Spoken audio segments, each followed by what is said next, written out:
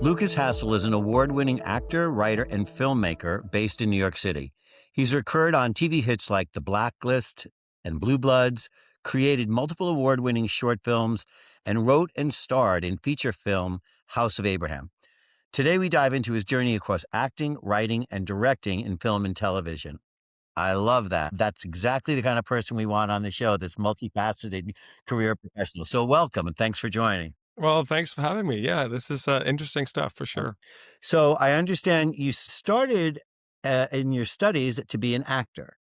Correct. Right. Yeah, so I went to Trinity College in Dublin, Ireland for acting. And so that was, and still is, really my sort of main lane, so to speak. But, the older I get, the less interesting it is to constantly hand my power away to others and sort of do a casting and hope you got it. So writing was the first step in taking some of that power back. And then directing what I write is then the ultimate power, sort of doing something with your community and your team and sort of retain the control over that. So that's where I'm sort of gravitating towards, but acting is definitely still my first lane. Right. Well, you certainly took the power back because you won some significant awards for both your writing and your directing. So you're definitely showing, yeah, I'll stay in my lane when I'm acting, but when I get out of my lane, there's no stopping me. So that's great.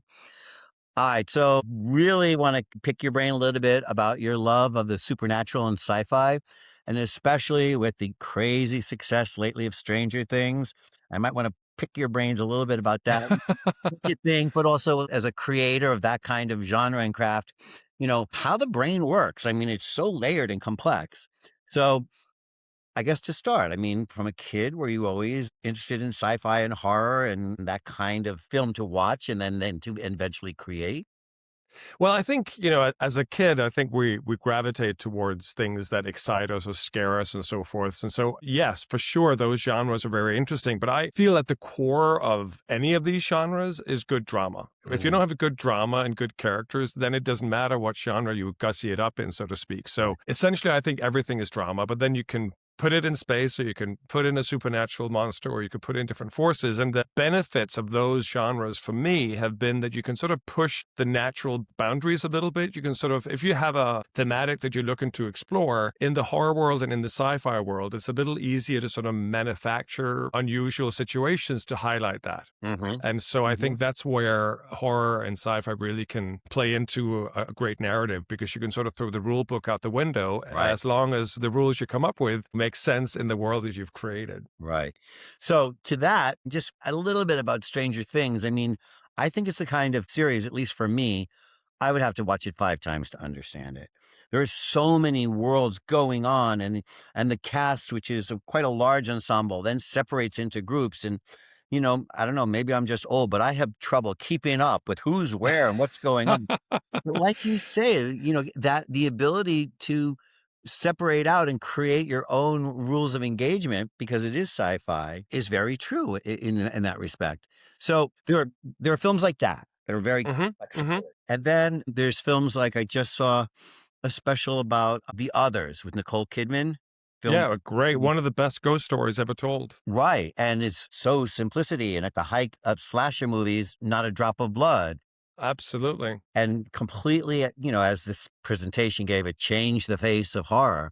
So where do you fall in between the subtlety and the utter, almost the viewer's terror that's almost sometimes self-inflicted in what they're creating, and then the Duffer Brothers do? Well, I think it falls back to sort of what it is you're trying to explore with what you're trying to say, right? Stranger Things is an interesting beast because it's really a massive ensemble piece. So it's a jigsaw puzzle of characters and storylines, and you would need a great showrunner and a great sort of room full of writers to make that happen well. And then you have something like The Others, where it's much more psychological horror, really, as opposed to slasher, or as you said, not a drop of blood. And for me personally, that scares me more than anything else. Human nature scares me more than an axe hitting somebody over the head, which I would have seen on screen a million different times. So personally, I'm just attracted to character-driven horror, and that often means psychological horror, because I find that the scariest monsters of all is what we're able to do as human beings, as opposed to always superimpose a special monster or an outside force or aliens or whatever. Sometimes it's just what we're really capable of that frightens frightens me the most personally. Were you a storyteller and a writer from early on, or is it something you learned from being an actor? Well, I mean, it's hard to say because I think it is connected. I think as an actor, you are, if you're doing it right, you are a storyteller, right? Mm. But it wasn't really until I was sort of in productions and I realized, ooh, I think I would have written it that way. I wonder why the character isn't making this turn, or how come they're not developing that aspect of this character, could make it more layered. When I started having those thoughts on set, I realized I was probably ready to write something. And then that also fed into directing because I was like, why are they not putting the camera right here? Or how come they're staying in this scene that should have been cut, 2 minutes ago? It's too long. Let's talk about editing. And so once I started having those realizations in various productions, I thought, okay, maybe I'm ready to try this out. And like with any artistry, you gotta, it's a lot of hard work. You start out and you fail and you share it with people that are better than yourself. And then you get feedback and you learn and you keep trying to improve your craft. Well, you obviously improved it. I mean, forgive me because I know you've won awards as a writer and as a director, and I know that you've written and directed some of your work. And forgive Correct. me, have you starred as well as? Yes. Yes. Whoa, The okay. trifecta. I know. Exactly. Okay. Exactly. What was that like? When you're writing for a character that you're going to inhabit, and then also for a set of eyes that's going to capture that for your viewer. I mean, that's a lot of hats to wear. But it is interesting. I think the saving grace there is that I wrote it. Mm, So if I also play, say, the main character, I know exactly what my subtext is. I know exactly what's going on in my character's head at all times. So right. it's almost easier. It's a shortcut in a certain way rather than try to get an actor into my head to then Right. portray what I'm trying to get across. So in Mhm, that sense, it's easy. But of course, you have to figure out different tricks of the trade to make that work. mhm, I work with the DPs I work with. I would make sure that we're telling the same story, that we're mhm. shooting the same movie, and the frame that I want is what we're filming on. So once I'm in the scene, I can sort of put my director's hat aside and focus on the acting. Because I Right. think one of the main issues with writing and acting and directing is that people forget to sort of take the various hats off. And Mm, it sort of behooves in neither one of these categories. Like if I'm in a scene thinking as a director, but I'm in it as an actor, I'm not going to do myself any favors, right? right. And likewise, vice versa. So it's important to sort of make sure you take your time if you're going to be in your own piece. Like I would say to my DP sometimes, listen, when I yell action, just press the button and trust me, I'll start when I'm ready. I got to find where I need to be Right. as opposed to feeling the pressure of starting straight away when I've just said action and now I'm an actor. Right. Usually I would take, maybe 30 seconds, maybe 40 seconds of just getting my head into where I need to be. And then I'll start and we can edit it out after, right? So there are different tricks of the trades. Right. Yeah, to that point, I just saw another special about the Green Mile, and which is considered a very powerful sci-fi or thriller. And all of the characters wrote their own backstories in order to bring a history to the character, from the time the curtain opens. And that also added a great dimension because they didn't have to have a writer tell them their backstory. They created it for themselves. So perhaps that was a great way to inhabit the character earlier. I think that's a really important thing. I mean, I said I came from theater originally, right? And I Mhm. think where theater can feed into sort of TV and film is that you need to be able to build your character. And so this issue that you just mentioned with Green Mile, that people can create their own backstories, I think is crucial for any actor. And it happens probably more in theater just because there's more time in Mhm. rehearsals and so forth that you can really build up that story. And sometimes with TV and film, you just don't always have that luxury, right? So but I think it is up to each actor to make sure that you know exactly who you are, where you came from, and that's going to influence how you respond to people around you. Often I see films where people are meant to have been married 40 years, but I can tell by how they interact or their dialogue that they've known each other 2 weeks. There's something Right. wrong in the writing there, right? So there are different ways of making sure that we understand these people have a history, and that comes from creating a solid backstory. Right. So, of your many projects, may I ask, did you have a favorite? And if you did, why was your favorite? I do actually. That's a really good question. Nobody has asked that before. But yeah, I think my very first sort of serious short film was a sci-fi short film called Into the Dark. Hmm. I built the set in my apartment with my DP on a fifth floor walk up in New York City and shot over 9 days. So I had plenty of time to really shoot it and get everything I wanted out of it. And that sci-fi story, I still think is an incredible short film. It's definitely sort of my love child. It did really well out in the festival circuit. And I think one of the reasons it's close to my heart is that it also set off this trajectory of writing and directing, which I'm on now. So Right. That was the first one back in 2014, and I've actually developed that into a feature, and I'm talking to some production companies about making that maybe my sort of feature director debut. So that'll be really Very interesting. cool. Well, I had a friend of mine who's a writer, wrote a feature film, and then he did a couple shorts, and did one, it's terrific, well received. And then he sent me another short, and I said to him, "This is not a short. This is a feature film. Right. These characters, this story, the whole pacing, this can be a feature film. So don't sell yourself short by making it a short. You're making shorts, that's great, but this is a feature." And now he's making it into a feature. So, Yeah, no, that's amazing. I mean, sometimes shorts can be proof of concepts for that feature. Sometimes it can mhm, be part of the feature that you end up making later. And sometimes, and that is really the beauty of shorts, is that sometimes with shorts, you're not beholden to a studio or to a production right, company in of terms of course. making the money back, right? It's Right. money out the window. So it's your chance to really, uh, not make any compromises, go through with the vision that you have Hmm. because it's about you trying something out. Like Right. my short film right now that's on the festival circuit is a film called Up Close, which I wrote, directed, and acting in. And it's almost, I would call experimental because I really wasn't looking to do another short, but this notion of can I tell a story by what you don't see fascinated me. And so I Mhm. wrote this film and shot it in a very different way. So I hope you and other people out there will catch it on the festival circuit. It just won Best Horror down at Love Your Shorts in Florida. And it's just Fantastic. really bizarre. It's pretty much all in a close up, I suppose I could Mhm. say. Well, oh, no, I'll definitely be following you so that when I'm in a town where you're in a festival, I'm gonna Oh catch you yeah, there. great. Please do.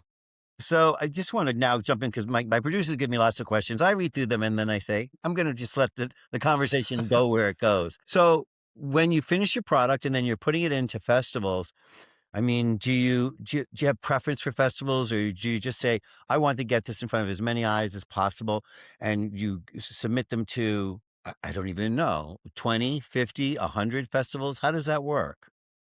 It all depends on where you're at, I would say, in your career. Mhm. With Into the Dark, which when was my first serious short film, I just mentioned it, I submitted everywhere. I just wanted to get it out there. I wanted to get out to these Mm. festivals, see what they were like, network, meet a bunch of other people. And so I traveled a lot with that film and then cut to the sort of the second short film. It's almost diminished return, right? You're sort of like, well, I've already met a lot of these people now, but it's still fun to go out and you can get out and do a few more festivals. But the third time around, I'm like, well, you know what? I don't really need to travel out to all of these anymore. So why am I wasting my money submitting it if I'm not even going to be there to do a Right, Q&A or to network or whatever? So it sort of depends on where you're at with it. It also depends on what type of short film you have. right. If you make a very niche short film, you understand, well, it's not going to appeal to a ton of people. Or if you feel like you have a hit on your hand, then why not get it out there as much as you can? So it really depends on sort of what you're after. And you Okay. build up a list of festivals that you know are great and people that you care about, that really care about the filmmakers, that have full houses, that have, a filmmaker lounge. So the networking is always great. So those festivals I would make an attempt to go out to. And then other festivals that disappoint, I would not go back to for a second time, right? So it's all different scenarios. Right. I mean, the film festival of South Central Alabama may not be the proper venue for one of your more progressive or whatever, startling kind of. But just to give a quick shout out to the smaller festivals, a lot of the smaller to medium level festivals can be almost the most helpful for a new filmmaker of sorts, because if you're in New York or LA, most people there are going to come to their screening and then go off somewhere else with their people and they have people they know already, whatever, Mm, whatever. So good you may point. not meet them as much, but if you're in, Tulsa, Oklahoma to a local festival there, all the filmmakers, what else are they going to do but go to each other's screenings and you Right. go for a hike during the day with other filmmakers? And so some of those friendships that develop from the smaller festivals actually have much more longevity than the bigger cities, the bigger festivals. And I will say that some of the founders of these smaller film festivals that I've met, I mean, this is their baby. Correct. And they might only have 30 films or 20 films, and they treat every showing like royalty, and they want to give them great introductions and great interviews afterwards and make sure everybody's meeting everybody. So you raise a very, very good point. I was surprised, though, I guess, I mean, you've sort of outlined it, that a lot of this is about networking. And then, of course, choosing the right venue for the network. But I just heard a statistic that film festivals only result in 5% of the films actually being sold. So it's Mm. not about the sale. It's really just about the exposure. And then again, like you meeting another producer or you meeting two stars, and then all of a sudden that's I've had this character in my mind for 20 years. I want to write it, and this actress must perform her or something like that. No, that's a very good point. But I would suspect that the statistic you read about probably refers to like the top festivals, Oh, I see. which to a certain extent are not even festivals. Like the Sundance and the Tribecas and the TIFF of this world are probably more like film markets where it's hard for an unknown film to get into that unless you already have a production company behind you that knows somebody in the festivals. And I'm Right. going to get into trouble by suggesting that. But I think that's fair to say that very rarely does a completely unknown film make it into those massive festivals. So Right. it's more of a film market where people are actually trying to sell their films. Where at a lot of these other festivals, it's less about selling your film, really. If it's a short, then never mind. But if it's a feature, it's Mhm. really just to spread the word. I mean, indie film and indie features have a very tough time getting traction just because they're competing with studios and their big budget PRs Right. scenarios. And so your best shot at getting your feature out there on the festival circuit is via just spreading that word, Right. and word of mouth will get the PR that you need. Right. How do you find, I don't know if this is a secret or not, but I'm going to ask it anyway. Go for it. How do you fund your shorts or your feature, whatever for that matter? I mean, do you have a certain cachet of patrons that you go to, or how does that work?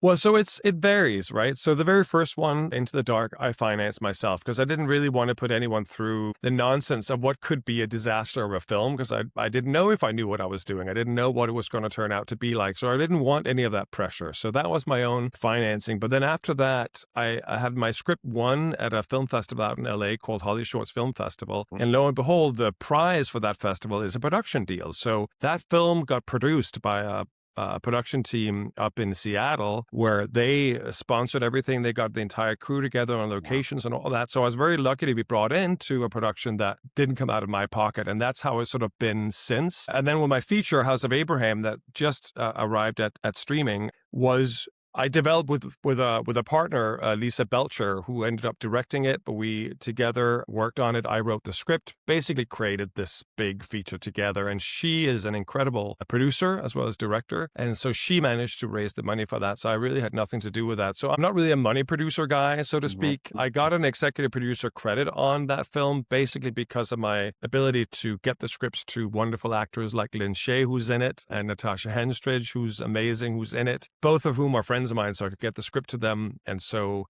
sometimes when you bring cast members on board as opposed to sort of dollars per se, that can also Well, achieve they're almost a producing transferable credit. currency. No, it's true. And I listen, I would sell the world for those two ladies. They're incredible human beings and incredible actors, legends in their own right. So we were thrilled to have both of them. So one more time, Phil, so that the viewers can remember, this is the House of Abraham, Abraham. and Yep. it's streaming now? It's streaming now as a dark psychological horror. It's streaming on Apple, on Amazon Prime, on Google Play, YouTube TV.